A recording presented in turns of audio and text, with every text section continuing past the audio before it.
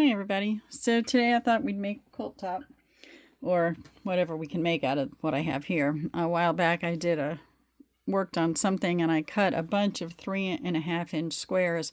It's not a size I usually work with, so I thought I'd cut some white or yellow or off-white. I really don't care what my colors are over here. And I thought I'd put them together and kind of show you how I do things kind of fast.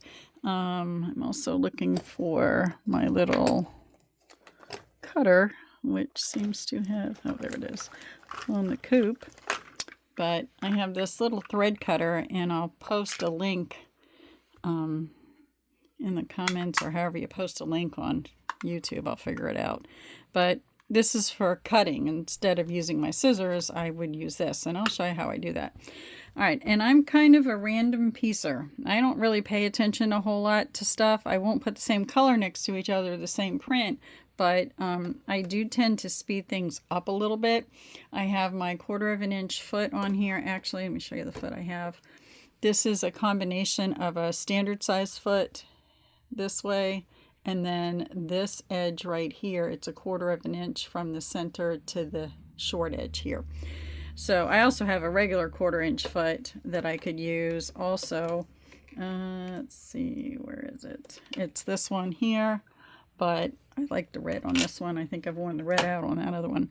All right, so let's get started. I take them and obviously put them right sides together. And I'm going to make two piles because I've already picked this color up, so I'm not going to do it again on the next one. And this is going to be a kind of like a checkerboard, because I really don't know what else to do with this. And they're already squares, so I'm just going to start sewing them together. And on that one, I happen to put the dark side, I guess you want to call it, up. So I'm going to grab this one. And this is for Project Linus, so I'm going to take it when I put these right sides together. I mean, if you want to pin, you know, go ahead, but I don't. And the reason I'm using this one is because I know the 1/4-inch is going to hit it right here, and you're not going to see the white. And I like to use as much of my fabric. Oh, and I just did that one wrong. Poop, poop, a doop. All right, let's start over. Poop, put that off to the side. I got so busy talking and wasn't paying attention. All right, so we're going to put these right sides together. I'll still use them, but it's not what I wanted to show you. All right, so this time I have it different. I have the lighter side up, and I'm going to move this off to the side. Let's grab a red one. And when I put it together this time, what I was trying to show you was that I don't have to constantly take things out of the machine.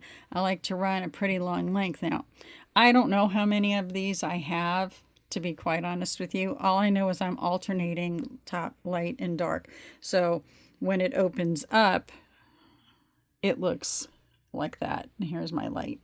So I'll mix it up. I'll put that one in there, and then I'll take it, and I'll also, since I have these are yellow and these are mostly whites and off-whites, I'll also mix these up for more of a scrappy look.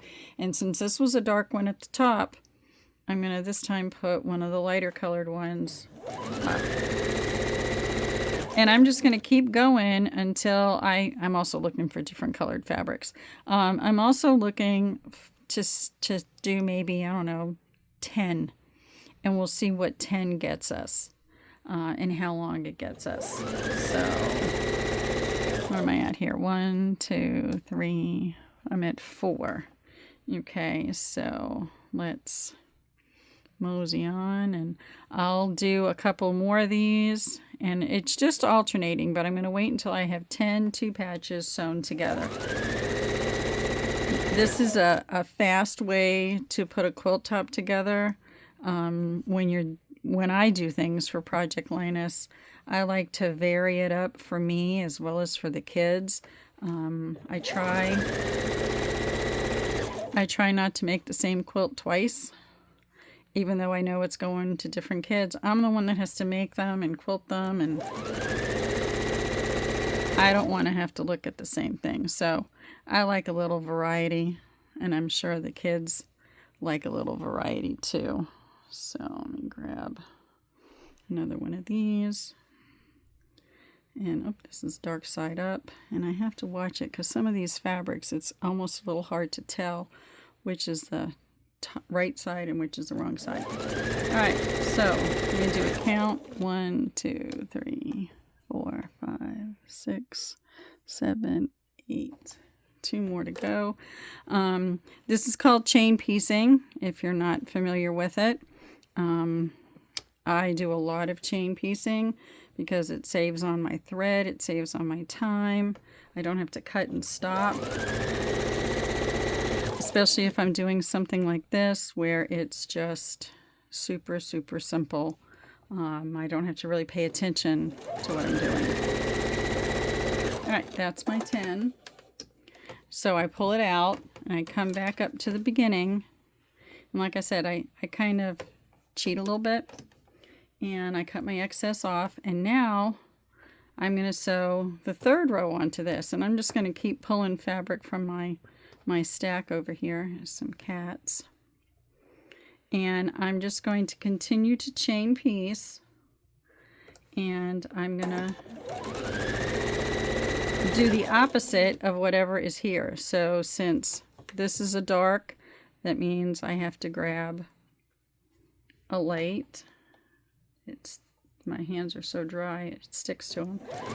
So there's the light one, and then this is a light, and I've already used this one, so I'm going to grab my books fabric and put it here. And I'm just going to alternate, and you can kind of see what's around your fabric. Like here's a green one. And I'm going to grab one of these, or I can grab one of the yellow ones just to be different. And all you want to make sure is that it's right sides together. Although I have been known to not always put right sides together. And it just depends upon the print. Sometimes I leave it. Sometimes if I notice it, I'll take it out, but not generally. And then I'll just keep going and see how far 10 by 10 gets me.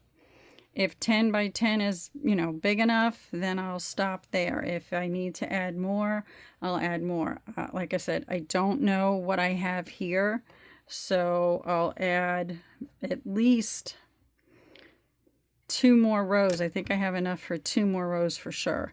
But after that, I don't know. So I'm going to pause this for now, and then I'll stick another piece on here in a bit. So I'm still putting pieces together. I still have a lot of fabric left, and I'll show you that in a second. And this is my, got twisted up down here. All right, this is my 5th row. Let's see, what piece is that? Oh, I don't want to use that one. I'll grab this. I'm also getting to the point where I have a lot of the same fabrics, so I'm trying to intermix those in the piece as well. I did cut this last night, so I cut some extras out because I didn't quite have enough, and I really don't know what I have. I usually never know until I get rolling. So this is 5 across. Let me get rid of some of these threads. And it's all held together by the little pieces in here. And I'm not going to cut them. This is my checkerboard piece. And this is what I have left over here. So I have quite a bit. So I'm going to continue. This is 5 across by 10, so this is 50. I might have another 50 here, I don't know, but I'm just going to keep rolling and finish the top, and then I'll post the 2 videos together. Well, not at the same time, but yeah, I'm going to finish this top, and then this will be part 1, and then I'll do part 2 and show you the rest of it.